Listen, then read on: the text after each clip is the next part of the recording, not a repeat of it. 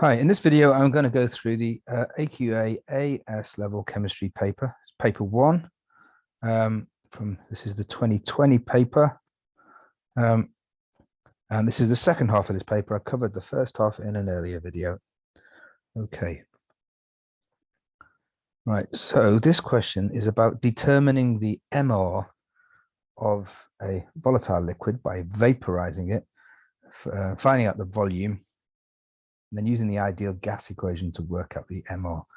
Okay, so you get the liquid there, you inject it into the heated part here, the liquid will vaporize, turn into a gas, and so on. Okay, so here is the results they've given us. Okay, so they've given the mass of the syringe and the liquid before injecting there. Okay, and then we've got it afterwards. So by subtraction, we can see that we've actually added, let's check that, I think it's 0.46 grams.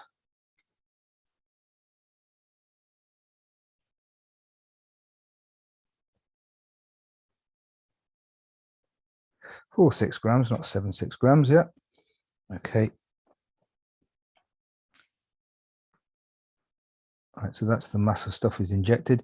Right, the volume of the gas then there, right, that's 178 centimeters cubed. We need to convert that into meters cubed. So when using the ideal gas equations, let's do that now and divide that by a million. So that's 178 times 10 to the minus 6 meters cubed divided by a million there.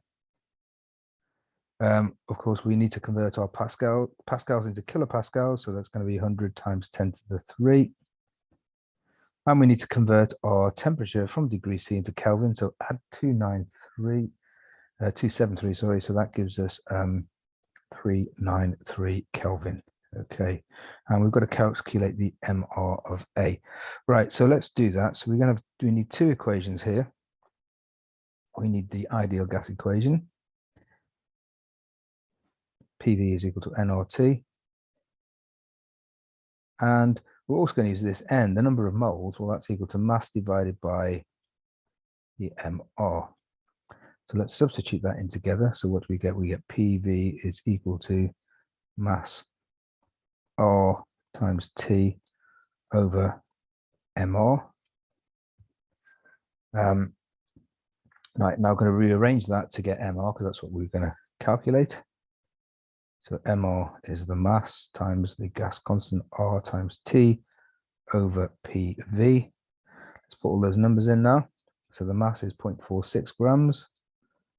8.31 is the ideal gas constant, joules per mole per Kelvin. The temperature, 393 Kelvin.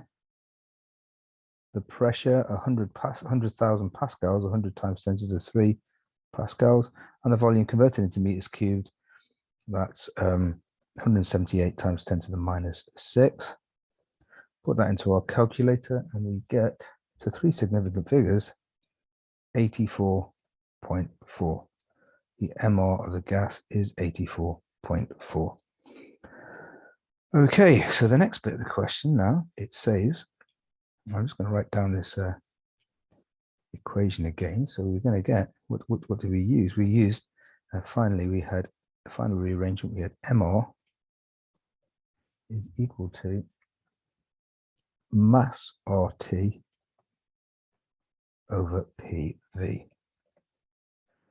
Right, it says the student noticed that some of the liquid injected into the gas syringe did not vaporize. Okay, all right, maybe, okay, what would that do? Right, so if some of it didn't vaporize, that would mean that this value of mass that we're using is too big. It's bigger than the real mass we've got in there. Now, so if we use a number for a mass that's too big, that's going to make our calculated value of MR, so make that too big. So you will overestimate the effect, the size of MR. You'll get a bigger value than you should do, really.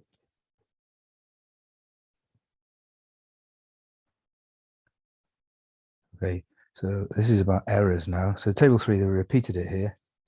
As they each reading on the balance has to record the mass of the stuff as an uncertainty of 0.001 grams. So what's the total uncertainty then? Well, you make you make two readings. So the total uncertainty then is going to be double that, 0.002. We're going to calculate the percentage uncertainty in the mass of the liquid injected, okay? Right, the mass of the liquid we worked out before was 0.46 grams. So our percentage uncertainty is going to be the uncertainty, which is 0.02, over the mass we used to measure, 46, multiplied by 100. That will give you an answer of 0.435%. That is the error, just under 0.5%. Okay.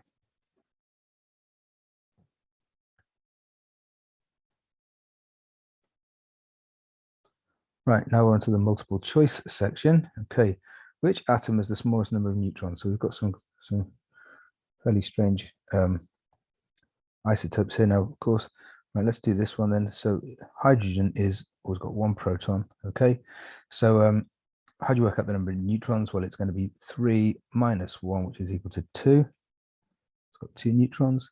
Helium is atomic number 2. You subtract 2 from 4. Okay, that's going to give us 2 neutrons for that one. Helium 5, well, it's going to be 1 more with that, isn't it? So that's going to be 3. So it's got to be this last one, really, then, hasn't it? So lithium is atomic number 3. That isotope of lithium has got 4 minus 3. It's only got 1 neutron. So the answer is D for that question. Okay, which species contain bonds that have different polarities? Okay, a bit of a funny question this. So really, we're looking for, these bonds are going to be polar, some of them, and we've got to work out if there was a difference in polarity. And really all we have to do is, right, if we think about NH4, right, NH4, you have got 4 covalent bonds between nitrogen and hydrogen. They're all the same. So nitrogen is more electronegative, but that's, they're all the same, so it's not going to be that one. They're all going to have the same polarity. The same with the carbon. So carbon is forming 4 bonds to chlorine. They're all the same, so forget that. Water, the H3O plus ion, well, with all of the bonds we've got are OH bonds. They're all the same. One of them is dative nominally, but yeah, obviously they're all the same. But this one is going to be different because we've got here, we have got, well, we've got 3 carbon chlorine bonds and 1 carbon hydrogen bond. Okay, so it's got to be that one. Right, which compound has hydrogen bonding? That's a pretty badly worded question because, well, what they mean is which compound would the molecules, in the pure compound, would the molecules have hydrogen bonding between them? Okay, but they probably don't want to say that to give the game away, but it's not very well, it's not a great, well-worded question. Right, first one, NaH. Right, well, sodium only ever forms ionic compounds, so that's going to be, it's actually sodium hydride, and usually the hydrogen is a negative ion, so there's no hydrogen bonding going on there. Let's just remind ourselves what a hydrogen bond is. A hydrogen bond is an intermolecular force. When you have a hydrogen atom attached to one of the very electronegative elements, either oxygen, nitrogen, or fluorine, you're going to have a strong partial positive charge on that hydrogen, and that forms an interaction with the lone pair of another atom, and it's got to be O, N, or F. Okay, right. So let's think then. Ammonia, yeah, that you will get hydrogen bonding in ammonia because you have got a lone pair on the nitrogen. You've got 3 NH bonds. Okay, so all of those are, the hydrogens are attached to an electronegative element like either ON or F, and that can interact with the lone pair on another nitrogen atom in another ammonia molecule. So that is the right answer. Well, HI, you're not going to get any hydrogen bonding there because it is covalent, but the hydrogens are covalently bonded to iodine. Iodine is not electronegative enough to make that strongly delta positive, so no. And the same with silicon. You've got silicon bonded to hydrogen, and the silicon is certainly not electronegative enough to put a strong enough partial positive charge on the hydrogen. And also silicon hasn't got any lone pairs. It's like carbon forms 4 bonds. So that's not it. So B is the answer there. Okay, which reaction has an enthalpy change equal to the standard enthalpy formation of lithium fluoride? So the standard enthalpy of formation is when you form 1 mole of substance from the elements in the standard states, okay?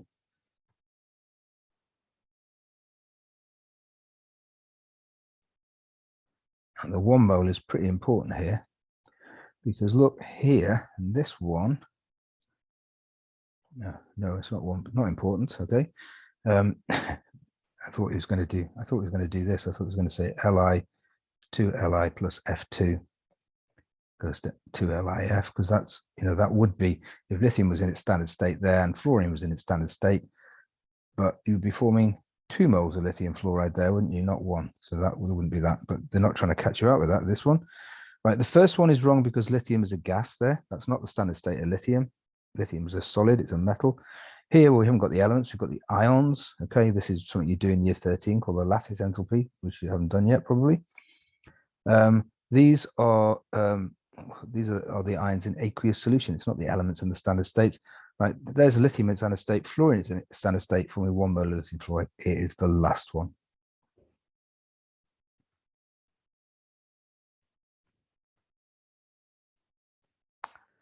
Okay, so nitrite ions, NO2 minus, can be reduced to NO. How many electrons are gained? Well, the way I would do that is I'd work out the oxidation number, okay, of the nitrogen there. So oxidation number is the sum of the oxidation numbers in a compound is equal to the charge on the species. So let's do it for NO2 first of all. Well, what's the charge on the species is -1. Nitrogen we don't know, is a variable oxidation number. Let's just call that N. Oxygen is always -2. We've got 2 oxygens in there. It's going to be -4 from the oxygens. Do a bit of algebra there. N is equal to +3. Okay, so this is in the +3 oxidation state. What is it in nitrogen oxide? Well, that's just going to be the nitrogen we don't know. N. Oxygen always -2. Charge on the species 0. N is equal to +2. Right, so it's gone from +3 to +2. So that's a change. That's 1 electron's worth. So the answer is 1. Okay.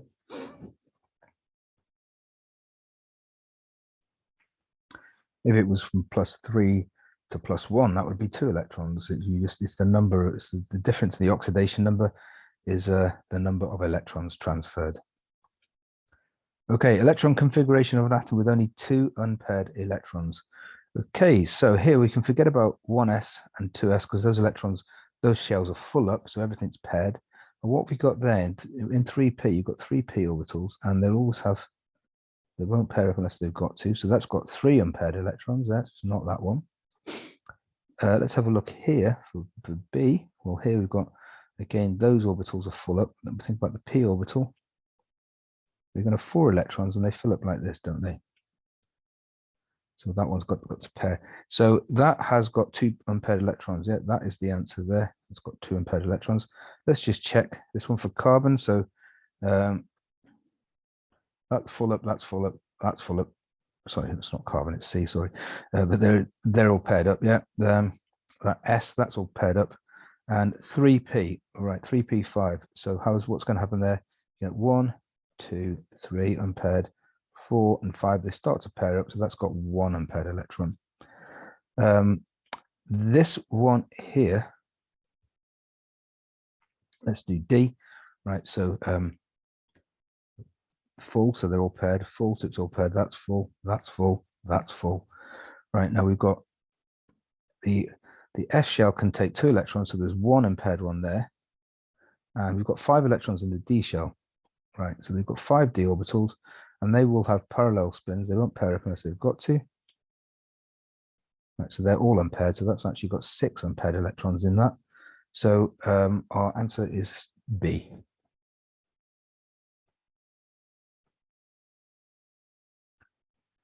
Right, which represents the correct order of increasing radius of the ions. Okay, now, right, so let's look at the first one. Now, lithium and beryllium ions, they are going to be tiny because lithium, you can see here, the lithium ion is literally one s2, isn't it? There's a 2s electrons gone. Beryllium is also one s2, so they're really small. So that's not going to, they should be coming first. Okay, now let's think which is the smallest out of lithium and beryllium. Well, it's going to be beryllium.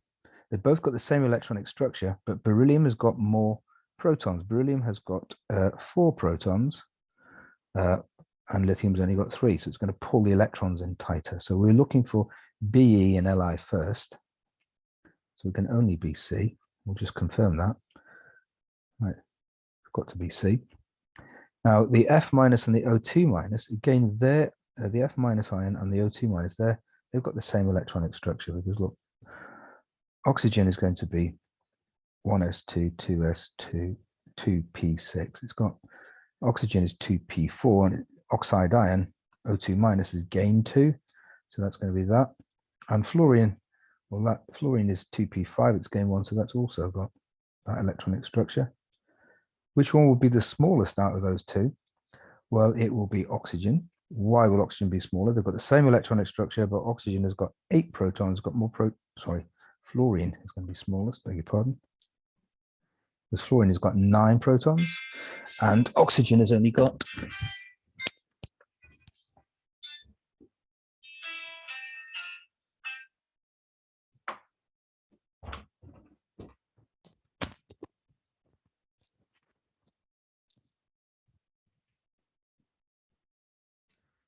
okay. So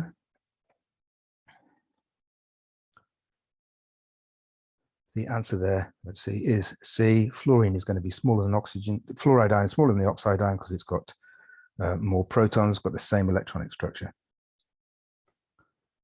Which compound contains a coordinate bond?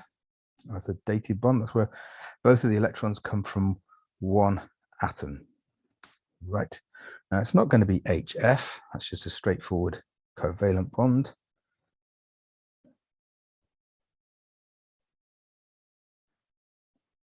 Straightforward one from, and here's the fluorine's electrons. Okay, so 7 electrons in the outer shell of fluorine, 1 for hydrogen. It's not going to be that. NH3, it's not going to be that either. I'll draw a dot cross diagram for NH3. So nitrogen, this is in group 5 of the periodic table. We have 3 normal covalent bonds there to the hydrogens. I've only drawn nitrogen is in group 5. I've only drawn 3 dots there, so there must be 2 electrons over, so you've got a lone pair there. But those 3 bonds are all normal covalent bonds. CH3, Cl3, let's just do that. I draw a dot cross diagram there. Carbon is in group 4 of the periodic table.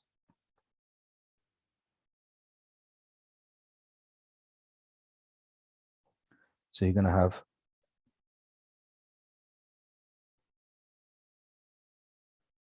4 normal covalent bonds, 3 to hydrogen, and 1 to the chlorine there. Chlorine is in group 7, so yeah, I should complete that. Right, let's have a look at D. So I'm going to rub out that here now. Make some space. D is ammonium chloride. Now this is an ionic compound. It exists as an ammonium ion, NH4+, and a chloride ion. And let's think about the structure of the NH4+ ion. Well, the NH4+ ion has a dated bond because NH4+ ion is formed from ammonia. And what comes along is a hydrogen as an H+ ion with no electrons of its own, and that goes there. That's a dated bond, that one there. So the ammonium ion, the NH4, contains a dated bond in that, so D. Which property increases down group 7? Right, so group 7 is the halogens, of course. Okay, so that's F, Cl, Br, I. Now, ability to oxidize, which is the best oxidizing agent? Well, fluorine is by far F2. This is diatomic, is a very strong oxidizing agent. Why is it strong oxidization? Because fluorine loves to form the fluoride ion. So it takes electrons off of the things. It forms the fluoride ion much more readily than the chlorine forms the chloride ion because, well, the fluorine atom is smaller. So the nucleus is closer to the outer shell, which pulls in the electrons. So the fluorine is a very strong oxidizing agent, and they get weaker as they go down. Okay, so that is not right. Sorry. The boiling point, will they increase? Yeah, they will increase. They all exist as F2Cl2Br2. Why is the boiling point going to increase as you go down? Well, you've got van der Waals forces in between them, and those van der Waals forces are going to get bigger as you go down the group because you've got more electrons. So the boiling point will increase. Just check the other ones. Electronegativity. Well, electronegativity is the ability to attract electrons towards itself in a covalent bond.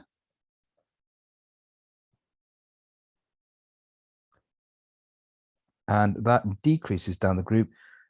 The reason why it decreases down the group is because the atoms are getting bigger. The outer electrons, the bonding electrons are further from the nucleus, the positive pull of the nucleus. So that actually decreases down the group. So it's not that one. The first ionization energy will also decrease down the group. It decreases down any group. It doesn't matter, group 1, group 2, whatever. And the reason for that is because the atoms are getting bigger. So the electrons which are being lost are further from the nucleus, less of a hold on them. Also, you've got more shielding. So B is definitely our answer there.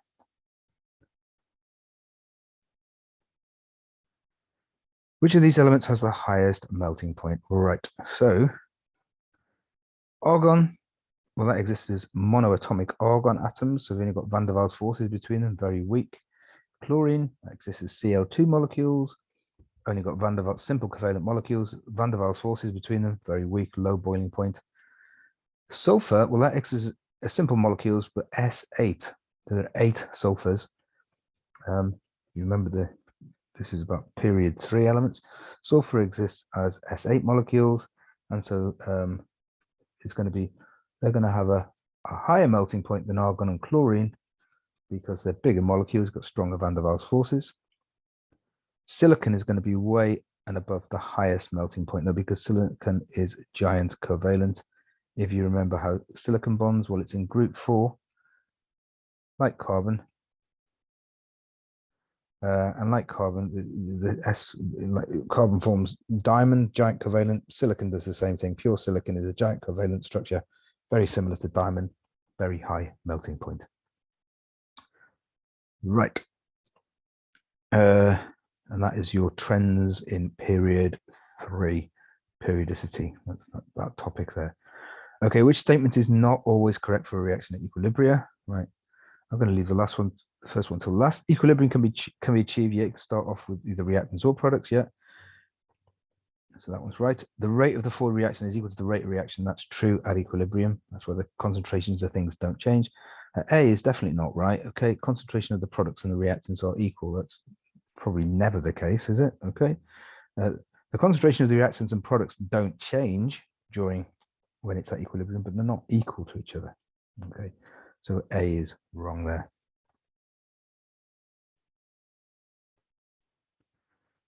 Okay, so this is a Hess's law experiment. Okay, so we've got to find out the enthalpy change for this reaction.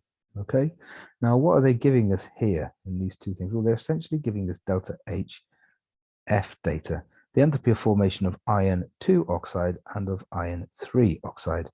So whenever you're given a delta HF data, when you make your Hess's law cycle, what you should do is you have reactants going to products.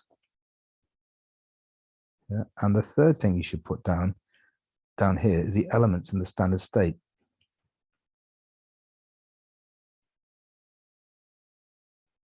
And then you're going to have, right, you know that's going to be delta HF of the reactants. That one's going to be delta HF of the products. You know two sides of your Hess's law. you can always work out the third side there. Okay, so what I've done is I've written down the reaction that we need to know here, which is here. And now that arrow goes up. What we're doing there, we're forming 2 moles of iron 2 oxide, so be careful there. So we have to multiply that by 2. So 2 times minus 7, 2. That is equal to minus 5, 4, 4. And here we're forming 1 mole of iron oxide. That's minus 822. Right, we want to find out this delta H here. So delta H, well, what we're doing, we're going against that first arrow. So we change that negative to a positive. That's plus 544. And we're going with the arrow there, so we keep that negative, minus 822. And that works out to be minus 278 kilojoules per mole. And that is that one there. That's the right answer, B. Which compound contains chlorine in an oxidation state of +1? Right. As we said before, that the sum of the oxidation numbers is equal to the charge on the species. So Cl2O, let's do A. Well, we've got 2 chlorines, we don't know what they are. Oxygen is -2, the charge is 0. So 2 chlorines is equal to +2. Bit of algebra, divide by 2. Chlorine is a +1 oxidation state there. So that's our right answer. Let's just check the other ones. Right, this one here.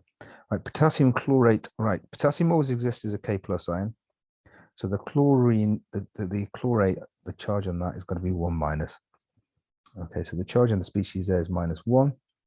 Chlorine we don't know. We've got 3 oxygens, each 1 -2, -6.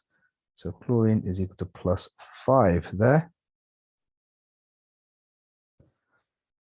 Let's do this one, ClF3. Right, now fluorine is always got an oxidation number of -1. It is the most electronegative element in the periodic table. So for that one then, the charge on the species is 0. Chlorine we don't know. Fluorine is always -1. We've got 3 of them, so that's -3. Chlorine has got an oxidation number of +3 there. Now, for sake of completion, let's do this one. Now, chlorine is more electronegative than carbon, so chlorine's going to have an oxidation number of -1 there in that one, and the carbon will be +4. So it's going to be -1 there, not +1, because chlorine is a lot more electronegative than carbon. So A is our answer. Right, funny question, the way it's ordered. Which is a redoxic reaction that does not occur? So they are all redox reactions. As you look, they're all about halogens. Right, so let's just call halogen X2 turning into halide ions. Okay, so that means, you know, you've gained 2 electrons there. That's a reduction. Or what's the opposite of that? You've got the halide ion losing 2 electrons to become their diatomic halogen. So they're all redox. But some of them are impossible. Now, let's write down the order of our group 2 elements, group 7 elements, sorry. F2, Cl2, Br2, and I2. And you can either think it GCSE sort of way, you can think less reactive, okay? Or probably better to think A-level way, the other way up, best oxidizing agent. In other words, best at grabbing hold of electrons. Okay, so is bromine a better oxidizing agent than iodine? Yes, it is. So that will happen because the bromine will take the electrons off the iodide ions, the I- ions there. Is chlorine a better oxidizing agent here than iodine? So can it take the electrons off iodide? Yeah, of course it can. Can chlorine do that to bromine? Is better oxidizing agent than bromine? Can it take it off Br-? Yes, it can. But here, is iodine a better oxidizing agent than bromine? It's not, so it cannot take the electrons off Br minus. So our correct answer is D. That will not happen. Okay, this is the last question now. Which molecule has a permanent dipole? Right, for a permanent dipole, you need a difference in electronegativity. But you also, it mustn't be symmetrical. So this one here, yeah, you've got no lone pairs in that molecule. You've got 4 chlorines. It'll be tetrahedral in shape, yeah. Perfectly symmetrical. Yes, the chlorines are very electronegative and they will have partial negative charges. But there's no permanent dipole because the negatives are kind of balanced out by each other. It's not that one. PCl5, or chlorine, is a lot more electronegative than phosphorus. Again, it's symmetrical because if you think of the shape of that, there's 5 bonding pairs. So you're going to actually get a trigonal planar shape, trigonal bipyramidal. That's perfectly symmetrical. And so no dipole there. Carbon dioxide, that's symmetrical as well. You've got 2 double bonds there, no lone pairs on the carbon. That's delta minus, that's delta minus. The shape of that is going to be linear, that's going to be 180 degrees. So it's symmetrical, and so no dipole. Cl2O, that one has got to be the right answer. Let's just have a quick look. Dot cross diagonal of that, let's do it. Right, so we're going to have oxygen, which is in group 6, chlorine, which is in group 7. Right, here's our oxygen. We've got 2 single bonds here. Oxygen is in group 6. I've only drawn 2 dots, so I need to draw 4 more. So it's got 2 lone pairs. Each chlorine, well, that's in group 7. So they're going to have 6 more electrons. You won't bother doing on the other one. Right, so that molecule isn't symmetrical. Oxygen is more electronegative than chlorine. It's going to be a dipole on the molecule. The oxygen is delta positive, the chlorine is delta. Oxygen is delta negative, the chlorine is delta positive. You've got 2 lone pairs making that, so it's not linear, it's not symmetrical, so it will have a dipole. So D is the answer there. Right, that is the end of the paper.